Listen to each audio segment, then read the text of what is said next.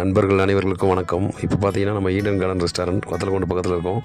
உள்ளே நம்ம கஸ்டமர் சாப்பிட போயிருக்காங்க. வாங்க நண்பர்களே, வீடியோக்குள்ளே உள்ளே போய் பார்ப்போம். நண்பர்கள் அனைவருக்கும் வணக்கம்.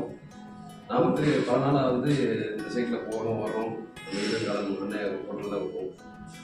கஸ்டமர் நிறைய கஸ்டமர் விட்டுருக்கோம். நல்லா சாப்பாடு கொடுப்பாங்க, நல்லா சர்வீஸ் பெஸ்ட்டாக கொடுப்பாங்க.